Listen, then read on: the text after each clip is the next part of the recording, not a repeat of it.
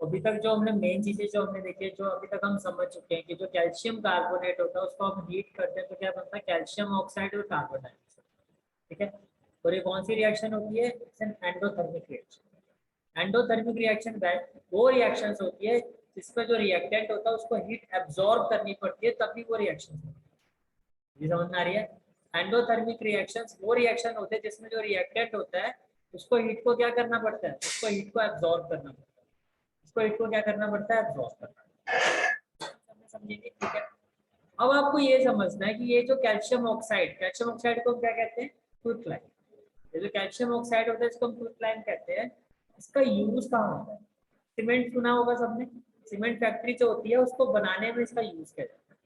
ये सारी चीजें जो है, ये छोटी छोटी चीजें, इस पर क्वेश्चन बनता है। जैसे कि मैं आपको दिखाता हूँ what I mean by this.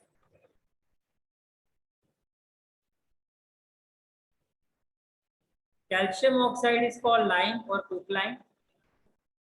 It has many uses, it has many uses.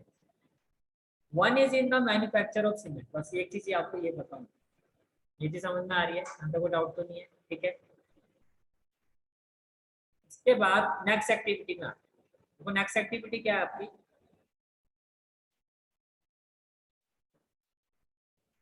This is the next activity. Take about 2 gram lead nitrate powder. Take about 2 gram lead nitrate powder. अब देखो लेड क्या होता है आपका, जो lead होता है आपका दैट इज पीपी। लेड होता है हमारा पीपी, और नाइट्रेट क्या होता है, NO3। मुझे समझ में आ रही है। लेड का मतलब पीपी, नाइट्रेट क्या होता है, राइट, ठीक है। अब NO3 की जो वैलेंसी होती है वो क्या होती है, और लेड की वैलेंसी क्या होती है, वो होती है। तो अगर मुझे फॉर्मूला बनाना हो तो क्या बनेगा, PbNO3 होल 2। समझ में आ रही है, ठीक है। आपको क्या कहा गया, आपने lead nitrate, this is what lead nitrate, this is the chemical formula of lead nitrate. आपने क्या किया, व्हाट यू हैव डन, आपने लेड नाइट्रेट को एक बॉइलिंग ट्यूब में, आपने क्या किया, आपने लेड नाइट्रेट को एक इसमें लिया, बॉइलिंग ट्यूब। क्लियर है यहाँ पे सारी चीजें, ठीक है। Then hold the boiling tube with a pair of tong. आप देखो ये क्या है, एक ट्यूब है, और इसको आपने टंग से क्या कर रखा, होल्ड कर रखा, टंग नहीं चिमटा, आपने उसे होल्ड कर रखा। ये समझ में आ रही है, ठीक है। Then heat it over a flame. फिर आप इसको फ्लेम पर क्या कर रहे हो, हीट कर रहे हो। आप इसको फ्लेम पर क्या कर रहे हो, हीट कर रहे हो। What do you observe, note down the changes in time. आपने क्या ऑब्जर्व किया। अब होगा क्या, जब आप इसको हीट करोगे यहाँ से इस तरह की ब्राउन गैस निकलेगी, ब्राउन फ्यूम्स निकलेगी। क्या निकलेगी, brown fumes. You will observe the emission of brown fumes. You will observe the emission of brown fumes. These fumes are of nitrogen dioxide. इसी fumes को हम क्या कहते हैं, नाइट्रोजन डाइऑक्साइड। इतनी बात समझ में आ रही है, ठीक है। तो क्या किया हमने इस एक्टिविटी में, हमने 2 ग्राम लेड नाइट्रेट पाउडर लिया। लेड नाइट्रेट का क्या फॉर्मूला होता है, Pb। Lead means what, Pb। Nitrate means what, NO3। तो लेड नाइट्रेट क्या हो गया, PbNO3 whole 2. Why? Because the valency of nitrate is 1 and valency of nitrate is, इतनी बात समझ में आ रही है। हमने इस टेस्ट ट्यूब में किसको लिया, लेड नाइट्रेट को, लेड नाइट्रेट, ठीक है, इन अ बॉइलिंग ट्यूब। फिर आपने क्या किया, इसको होल्ड किया, hold the boiling tube, hold the boiling tube with a pair of tong and heat it over a flame, and heat it over a flame as shown in the figure. तो जब आपने इसको heat किया तो क्या हुआ, ये brown fumes निकल, but we observe emission of brown fume. और ये जो फ्यूम्स है, ब्राउन फ्यूम्स है, वो किस चीज की हैं, these fumes are of nitrogen dioxide. These fumes are of nitrogen dioxide. तो एक्चुअली देखो हुआ क्या है,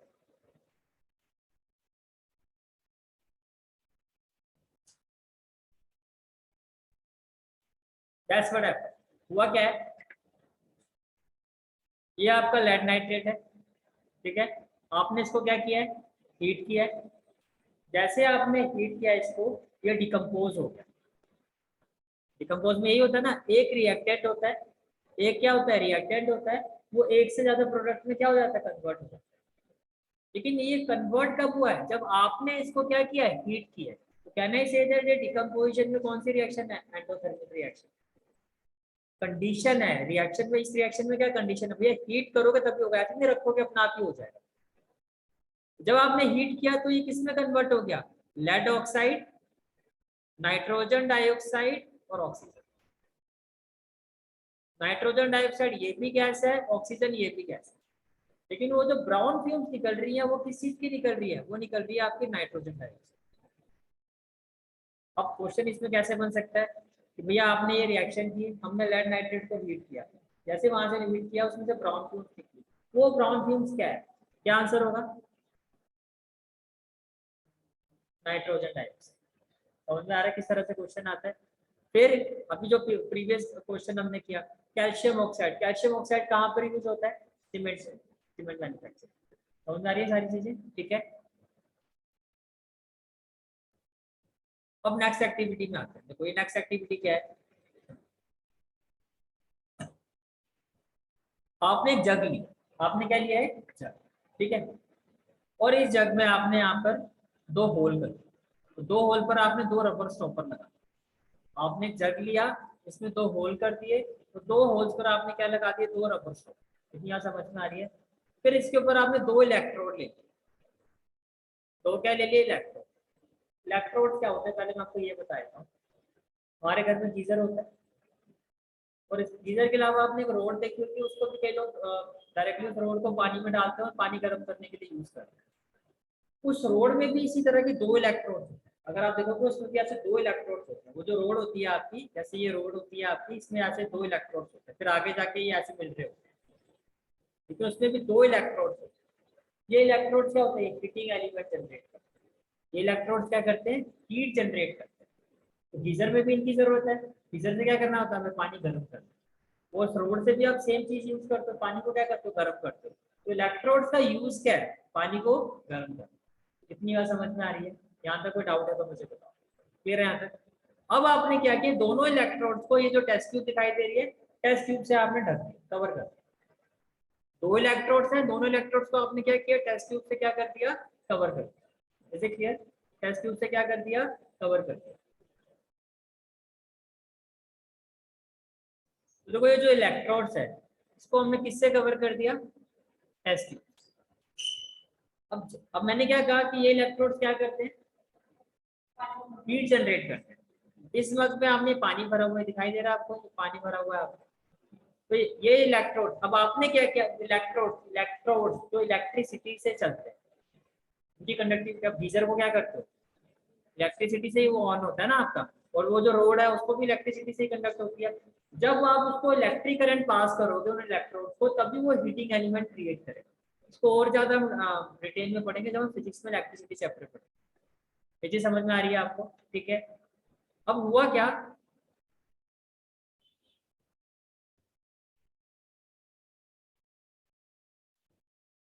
कि जैसे आपने इसको 6 वोल्ट की बैटरी से कनेक्ट किया, जैसे आपने इन इलेक्ट्रोड्स को 6 वोल्ट की बैटरी से करंट किया, तो आपने क्या किया, करंट पास किया। क्या पास किया, करंट। तो ये जो दो टेस्ट ट्यूब है, दो इलेक्ट्रोड से, दोनों इलेक्ट्रोड्स को आपने किससे कवर कर दिया, टेस्ट ट्यूब से। यहाँ पर आपको बबल्स दिखाई दे रहे हैं, दिखाई दे रहे हैं बबल्स, इसका मतलब यहाँ पर क्या जनरेट हो गई, गैस। अब मुझे बताओ वाटर का फॉर्मूला क्या होता है, H2O होता है। कौन कौन सी गैस होती है इसमें, हाइड्रोजन और ऑक्सीजन। तो बेसिकली जो वाटर है आपका, बाय दिस प्रोसेस वो गैस में कन्वर्ट हो, यानी कि जिस चीज से वो बना था उसमें क्या हो गया, सेपरेट हो गया। अब देखो एक टेस्ट ट्यूब में आपको देखो ज्यादा बबल्स दिखाई दे रहे हैं ना, ये देखो एक टेस्ट ट्यूब में बबल्स कम है, उसका रीजन क्या है, एक टेस्ट ट्यूब में जो गैस यहाँ पर आपको दिखाई दे रही है वो है हाइड्रोजन गैस, एक टेस्ट ट्यूब में जो गैस यहाँ पर दिखाई दे रही है वो कौन सी है, ऑक्सीजन। और फॉर्मूले के इससे भी आप देख सकते हो, हाइड्रोजन जो होता है वो डबल होता है compare to oxygen. H2O, hydrogen कितने एलिमेंट है, 2, ऑक्सीजन के कितने 1। इसी वजह से एक टेस्ट ट्यूब में जो हाइड्रोजन गैस कलेक्ट होगी उसकी क्वांटिटी क्या होगी, डबल होगी as compare to the oxygen gas. ये एक्टिविटी थी, अब इसमें कोई डाउट है तो पूछो। पहले क्या किया, एक जग लिया, फिर यहाँ पर आपने क्या किया, दो होल किए, होल में आपने रबर स्टॉपर को लगाया, इसके ऊपर आपने 2 इलेक्ट्रोड्स लगाए, इलेक्ट्रोड को किससे कवर किया, टेस्ट ट्यूब से। फिर आपने इन इलेक्ट्रोड्स को क्या किया, 6 वोल्ट की बैटरी से कनेक्ट करके करंट पास किया। इस प्रोसेस को कहा जाता है इलेक्ट्रोलिसिस। क्या कहा जाता है, इलेक्ट्रोलिसिस। Is it clear? ठीक है,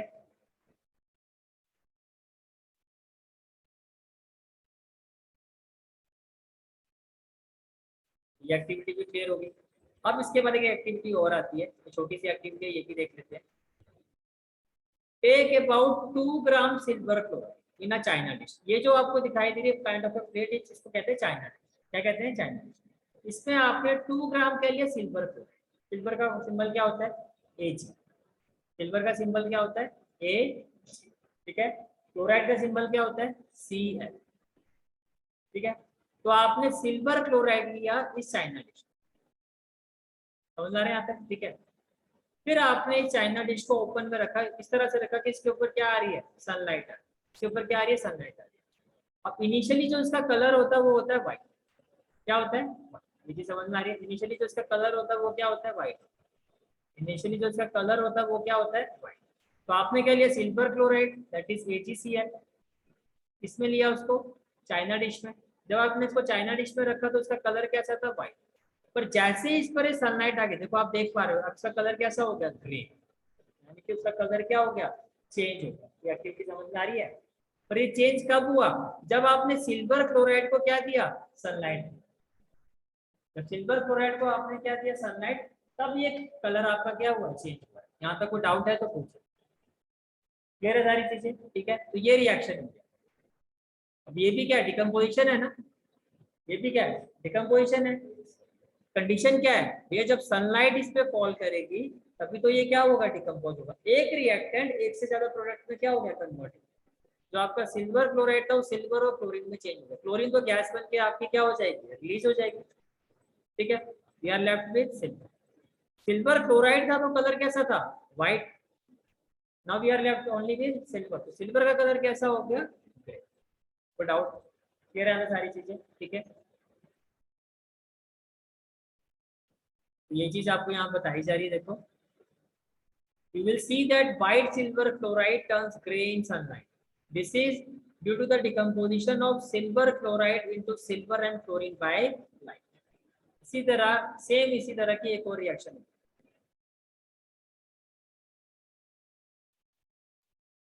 अब आपने क्या किया, सिल्वर ब्रोमाइड को लिया।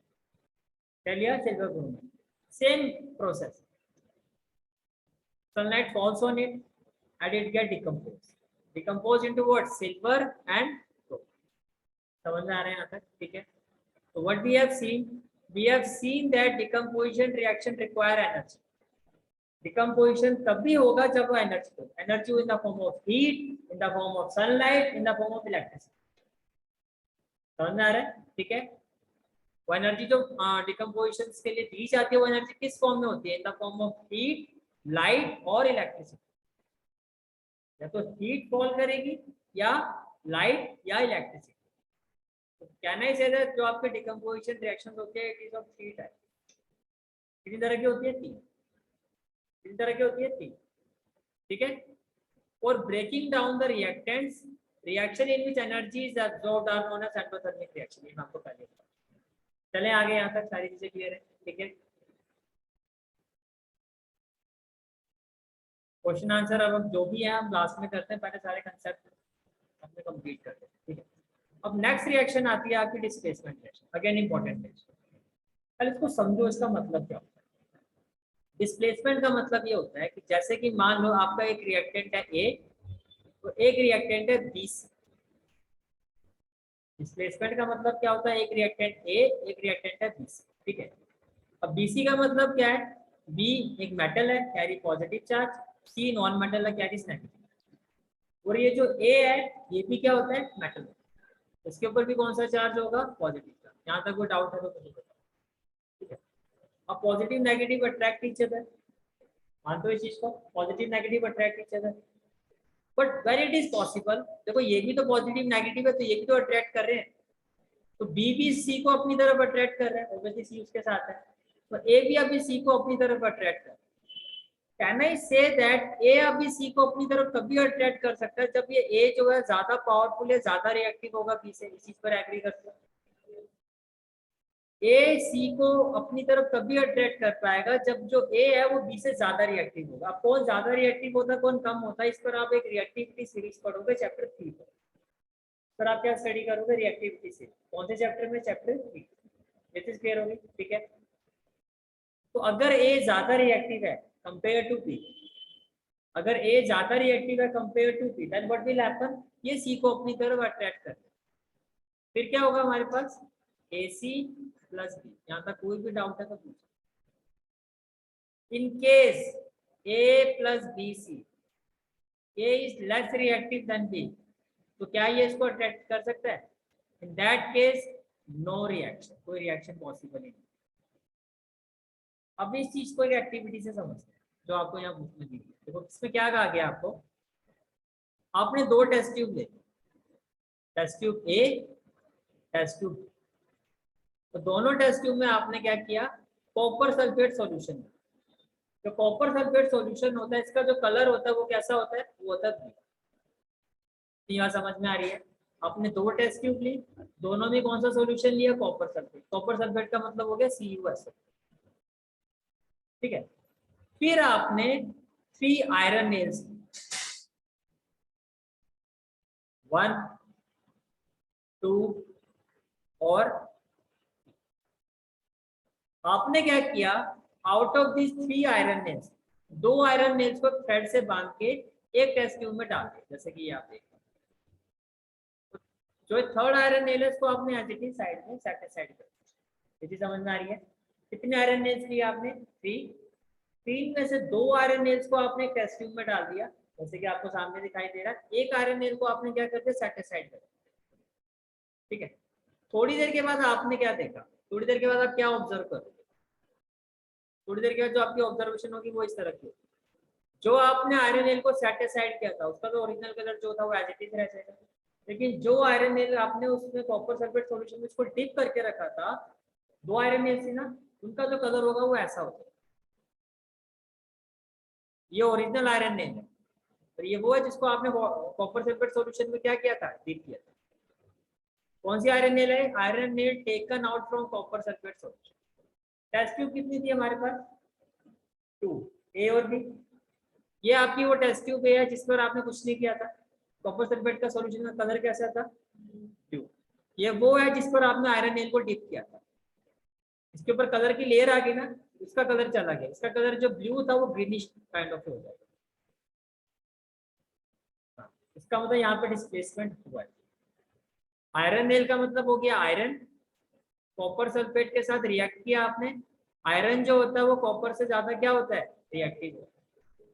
Being more reactive than copper, इसने क्या किया, सल्फेट को अपनी तरफ क्या कर दिया, डिस्प्लेस कर दिया। तो ये क्या बन गया, FeSO4 प्लस C। ये रिएक्शन यहाँ पर समझ में आ गया, कहने से डिस्प्लेसमेंट रिएक्शन है। पर कब पॉसिबल है, जब एक एलिमेंट जो होता है, एक मेटल जो होता है दूसरे से ज्यादा रिएक्टिव होगा, तभी वो उसको क्या कर पाएगा, डिस्प्लेस कर पाएगा। यहाँ पे कोई भी डाउट है तो पूछ सकते हो।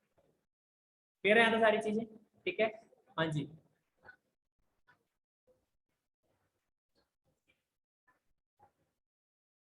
हाँ, NaCl है, कुछ भी होता है, जो वे ऑफ जो प्रेजेंटेशन होती है उसमें फर्स्ट वाला हमेशा क्या होता है आपका मेटल, सेकंड वाला नॉन मेटल। ऐसा कभी नहीं होगा कि पहले नॉन मेटल फिर मेटल। पॉजिटिव जो होता है नेगेटिव को अपने साथ अट्रैक्ट करता है, तो उस पॉजिटिव का नेगेटिव आके जुड़ जाता है, ठीक है। जैसे Fe था, SO4 इसके पास आ गया, तो SO4 ने SO4 को Fe ने अपनी तरफ अट्रैक्ट किया। जैसे कि मैं किसी को अपने घर में बुला रहा हूँ, तो वो मेरे घर में आया है, घर तो मेरा ही है ना, वो ऐसा नहीं मेरे घर पर आके मेरे को धक्का देगा, समझ रहा है। Fe ने उसको अपने घर में अपनी तरफ बुलाया, क्या हो मेरे पास, मैं ज्यादा पावरफुल, ज्यादा रिएक्टिव, हम रहते हैं, कहता ठीक है चलो फिर आया था। अगर ये ज्यादा पावरफुल होता इसको जाने देता, नहीं, अरे मेरे साथ रहे यार, यहाँ पे मैं ज्यादा स्ट्रॉन्ग हूँ, समझ रहे, ठीक है। तो देखो जो रियल लाइफ में देखते हो वो यहाँ पर भी दिखाई देगी, ठीक है। चलो जी आगे चलते हैं। तो ये आपकी रिएक्शन है, iron react with copper sulphate. Aqueous का मीनिंग मैंने क्या बताया था, वाटर में सोल्यूबल, इसका मतलब क्या बताया था, सोल्यूबल इन वाटर। तो हुआ क्या, आयरन बीइंग मोर रिएक्टिव, इसने क्या किया, सल्फेट को अपनी तरफ क्या किया, अट्रैक्ट किया। What we will get, iron sulphate plus copper, ठीक है। आयरन ने क्या किया, आयरन हैज डिस्प्लेस और रिमूव अनदर एलिमेंट, उसने अनदर एलिमेंट को क्या कर दिया, डिस्प्लेस कर दिया। कहां से डिस्प्लेस किया है, कॉपर से। ये जो कॉपर सल्फेट सॉल्यूशन था उससे आयरन ने सल्फेट को क्या कर दिया, डिस्प्लेस कर दिया। And this reaction is known as displacement reaction, this reaction is known as displacement reaction. इतनी समझ में आ रही है, ठीक है। ऐसे कुछ और एग्जांपल देखो। अब ये जितनी भी ब्लू कलर में जो रिएक्शंस गिवन है सारी बहुत इंपॉर्टेंट है, सारी आपको प्रिपेयर करनी है, समझ में आ रहा है, ठीक है। Zinc react with copper sulphate, what will happen, zinc more reactive than copper, what it will do, it will displace this sulfate, what we will have, zinc sulfate plus copper। ये चीज समझ में आ रही है, ठीक है। उसके बाद आगे देखो, ये क्या होता है, पीपी लेड, क्या कहते हैं इसको, लेड। इसने क्या किया, इसको अपनी तरफ क्या किया, अट्रैक्ट। अगेन क्यों ये अट्रैक्ट कर पाया या क्यों डिस्प्लेस कर पाया, because lead is more reactive than, lead is more reactive than copper. यहाँ तक क्लियर हो गया आपको, ठीक है। बोलो कोई डाउट है तो बताओ, क्लियर है सारी चीजें, ठीक है।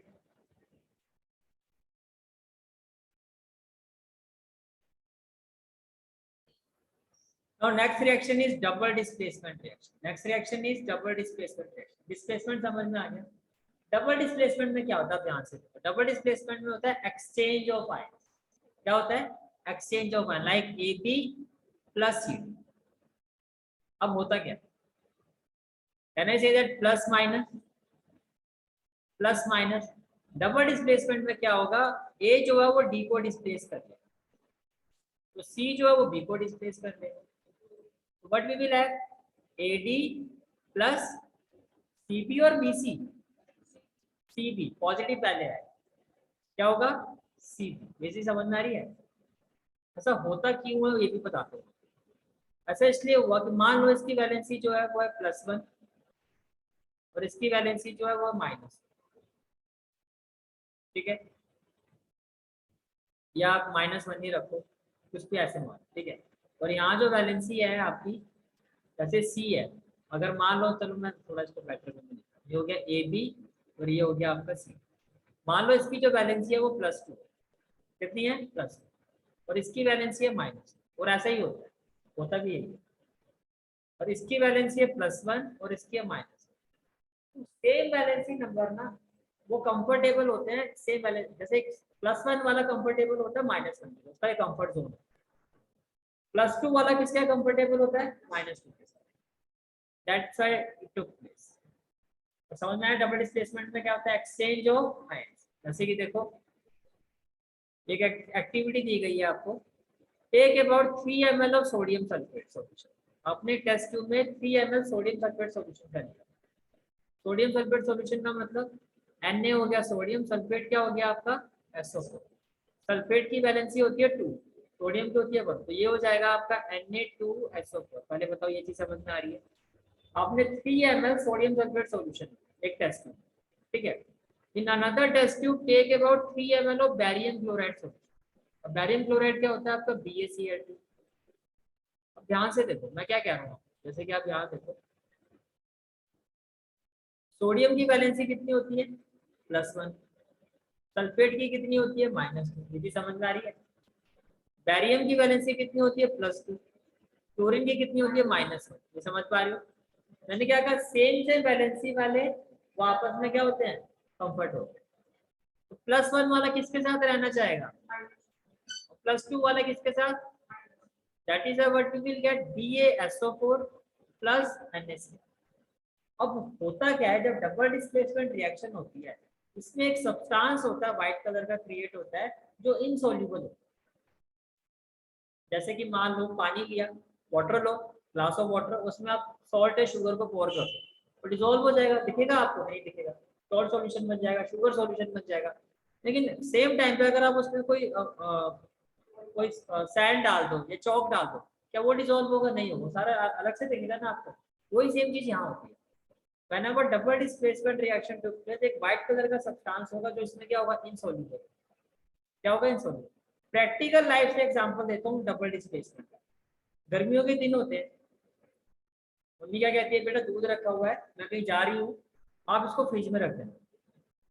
आपकी पबजी वगैरह चल रही होती है, बहुत इंपॉर्टेंट असाइनमेंट का बिजी होते हो, या कोई आपका मैच चल रहा होता है या कोई गाना चल रहा होता है, उससे इंपॉर्टेंट वो चीज नहीं होती। दूध का क्या है, रख देंगे, उसी चक्कर में दूध वो फट जाता है।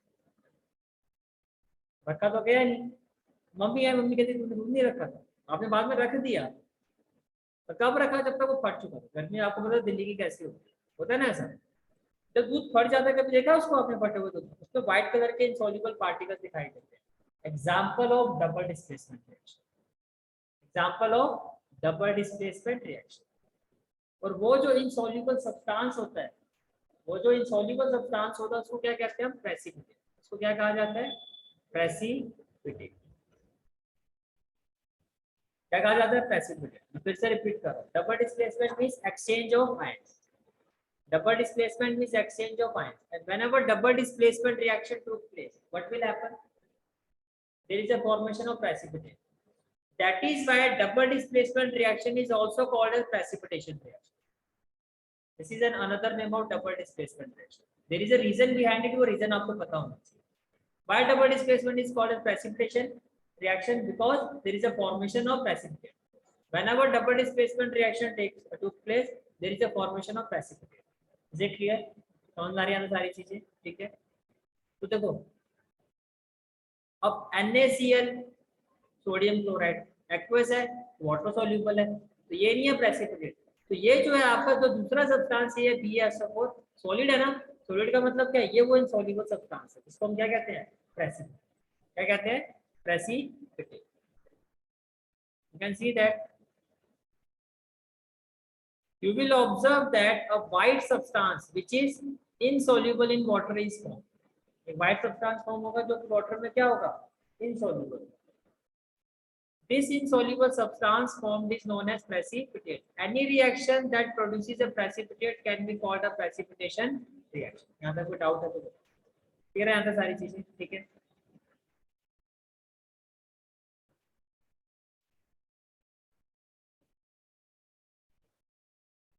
Now the next concept is oxidation and reduction. Very important concept, यहाँ से भी बहुत सारे क्वेश्चन होते हैं। Very important concept, oxidation and reduction. पहले अगर मैं इस वर्ड को सम अप करूं, ऑक्सीडेशन, डेशन में आपको एक वर्ड दिखाई दे रहा है, एडिशन, समझ पा रहे हो इस चीज को, ऑक्सीडेशन एडिशन, ठीक है। रिडक्शन, रिडक्शन से क्या वर्ड आ रहा है, रेड्यूस, रेड्यूस का मतलब क्या होता है, कम होना। अब ऑक्सीडेशन क्या होता है, एडिशन ऑफ ऑक्सीजन, किसका एडिशन, ऑक्सीजन। तो अगर ऑक्सीजन का एडिशन होता है तो उसको हम क्या कहते हैं, ऑक्सीडेशन। तो अगर ऑक्सीजन का रिडक्शन होता है तो क्या, ऑक्सीजन अगर कम होती है तो हम कहते हैं रिडक्शन। दोनों ही चीज को ऑक्सीजन के रिस्पेक्ट में समझो। अगर ऑक्सीजन ऐड हो रही है तो हम क्या कहेंगे, ऑक्सीडेशन। ऑक्सीजन रिमूव हो रही है, रेड्यूस हो रही है, तो हम क्या कहेंगे, रिडक्शन हो रही है। ये चीज समझ में आ रही है। अब इस चीज को इस एक्टिविटी से समझो। इसमें क्या किया आपने, ये चाइना डिश है और इसमें कौन सा पाउडर है, कॉपर। कॉपर का जो कलर होता है वो कैसा होता है, ब्राउन। तो देखो आप देख पा रहे हो चाइना डिश है और इसमें ये पाउडर है, इसका कलर कैसा है, कौन सा पाउडर है, कॉपर। आपने इसको हीट, आपने इसको क्या किया, हीट, ठीक है। हीट है China dish containing about 1 gram of copper powder. But do you observe, आपने क्या देखा, ये जो सरफेस है इसका भी कलर कैसा है, इसका भी कलर कैसा है, ब्राउन। हीट करने के बाद धीरे धीरे कैसा हो जाएगा, ब्लैक। इसका मतलब ये क्या हो गया, ये जो कॉपर था ये ऑक्सीजन के साथ क्या कर गया, रिएक्ट, तो ऑक्सीजन उसमें ऐड होगी, तो जो कॉपर था वो हो गया कॉपर ऑक्साइड। ऑक्सीजन ऐड कर दी ना, तो कहने से ऑक्सीडेशन हो गया। समझ आ रही है मेरी बात, कहने से ऑक्सीडेशन हो गया। तो क्या लिखा है यहाँ पे देखो, the surface of copper powder, ये जो कॉपर पाउडर का सरफेस है कैसे कलर का था, brown, becomes coated with black copper oxide. तो ब्लैक कलर की क्या आ जाएगी, oxide. Why has this black substance formed? This is because oxygen is added to copper and copper oxide is formed. तो क्या ऐड हो गया, oxygen. Addition of oxygen means oxidation. समझ में आ रही है मेरी बात?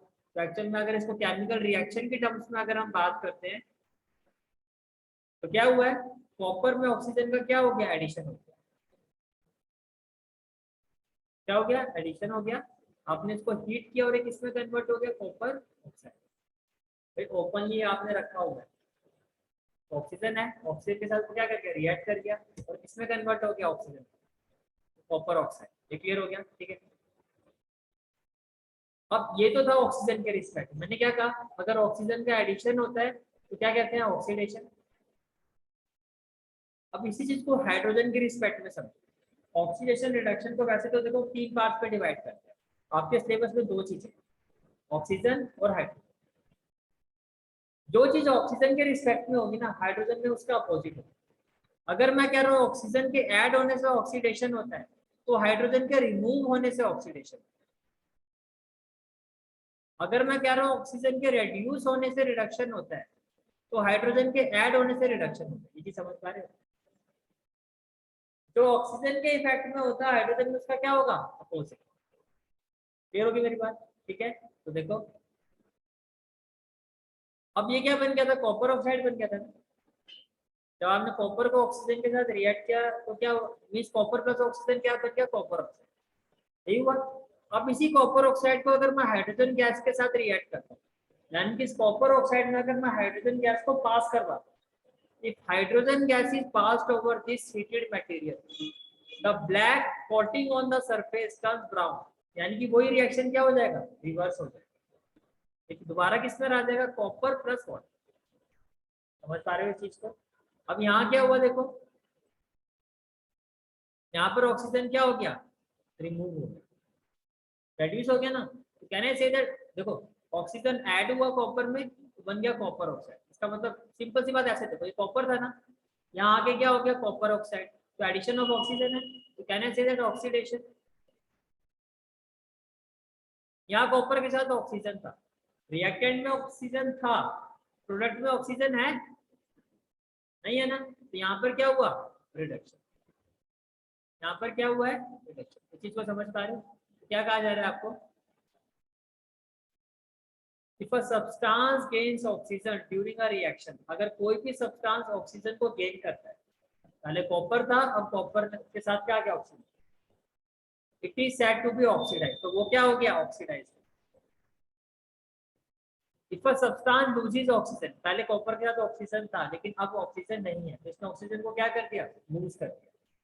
If a substance loses oxygen during a reaction, it is said to be reduce. तो वो क्या हो गया, रेड्यूस। यहाँ तो समझ में आ रही सारी बातें, ठीक है। During this reaction, the copper oxide is losing oxygen. इस रिएक्शन में जो कॉपर ऑक्साइड है वो ऑक्सीजन को क्या कर रही है, लूज कर रही है, is being reduced. Hydrogen is gaining oxygen, hydrogen oxygen को क्या कर रहा है, गेन कर रहा है। कहने का मतलब ये है, कॉपर ऑक्साइड तो क्या हुआ है, रेड्यूस्ड हुआ है। ये चीज समझ में आ रही है? जो रिएक्टेंट वाली साइड में होता है उसको बोला जाता है कि वो रेड्यूस्ड हुआ है, वो ऑक्सीडाइज हुआ है। कॉपर ऑक्साइड क्या हुआ है, रेड्यूस्ड। ये चीज समझ पा रहे हो? और हाइड्रोजन क्या हुआ है, ऑक्सीडाइज। ये चीज समझ में आ रही है? कैन आई से दैट एक ऐसा रिएक्शन है जिसमें ऑक्सीडेशन भी हो रहा है, रिडक्शन भी हो रहा है। कैन आई से दैट ये एक ऐसा रिएक्शन है जिसमें ऑक्सीडेशन भी हो रहा है और रिडक्शन भी हो रहा है। तो जिस रिएक्शन में ऑक्सीडेशन भी होता है, रिडक्शन भी होता है, उस रिएक्शन को कहा जाता है रिडॉक्स रिएक्शन। क्या कहा जाता है, redox reaction. Red means reduction, ox means oxidation. Red means reduction, ox means oxidation. समझ में आ गया? ठीक है।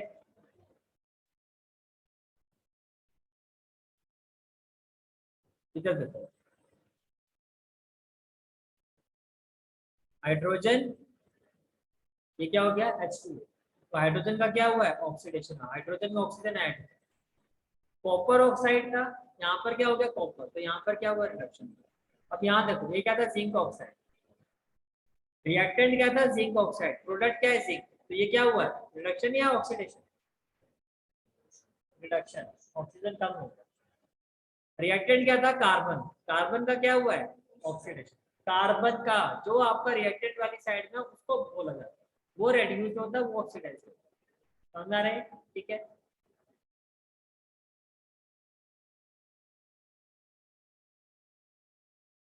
इसमें क्या बताया जा रहा है आपको, carbon is oxidise to CO, oxidise का कार्बन में ऑक्सीजन ऐड हो गया, ठीक है। ZNO is reduced to zinc. From the above example, we can say that if a substance gains oxygen or loses hydrogen during a reaction, it is oxidized. मैंने आपको अभी बताया, अगर ऑक्सीजन आपका बढ़ता है, ऑक्सीजन का क्या होता है, एडिशन होता है, या हाइड्रोजन का क्या होता है, हाइड्रोजन लूज होता है, तो दोनों ही केसेस में हम क्या कहते हैं कि ऑक्सीडेशन। जो ऑक्सीजन का इफेक्ट होगा उसका बोल, ऑक्सीजन अगर आपका रेड्यूस हो रहा है और हाइड्रोजन अगर आपका बढ़ रहा है तो इसको हम क्या कहेंगे, क्लियर हो गया। और जिस रिएक्शन में ऑक्सीडेशन भी होता है, रिडक्शन भी होता है, उसको क्या कहा जाता है, रिडॉक्स। तो क्या कहा जाता है, रिडॉक्स रिएक्शन। यहाँ पे क्लियर है सारी चीजें, ठीक है।